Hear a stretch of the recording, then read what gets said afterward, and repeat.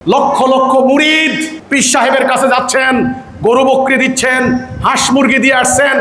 এই মুরিদরা আল্লাহর দ্বীন প্রতিষ্ঠায় কোনো ভূমিকা নাই। এই মুরিদের কি লাভ?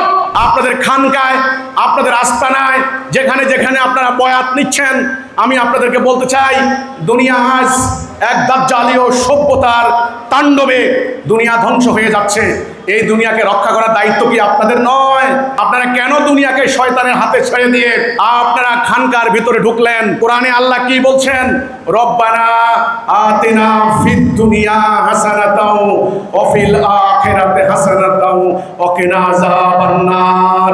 হে আল্লাহ, আমাদের দুনিয়ার জীবনকে সুন্দর করো এবং আখিরাতের জীবনকে সুন্দর করো।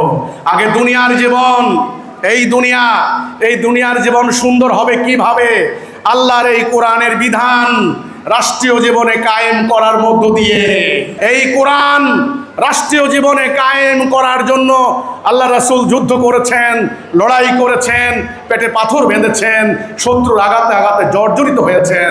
আমি মোহতারাম পীর সাহেবদেরকে বলতে চাই, আপনারা যদি রাসূলুল্লাহর এই সংগ্রামী জীবন আপনারা যদি না নেন, তাহলে আপনাদের ইসলাম হবে আংশিক। এক পা কেটে দিলে এক পা দিয়ে কি মানুষ হাঁটতে পারে? আপনাদের ইসলাম হবে ভারসাম্যহীন ইসলাম, আপনাদের ইসলাম হবে ইমব্যালেন্স ইসলাম। এজন্য আমি বলতে চাই, ইসলামের দুইটা দিক আপনারা পূর্ণরূপে ধারণ করুন। এক নম্বরে ঈমানে তাওহীদে আপনাদের মুরিদদেরকে ঐক্যবদ্ধ করেন।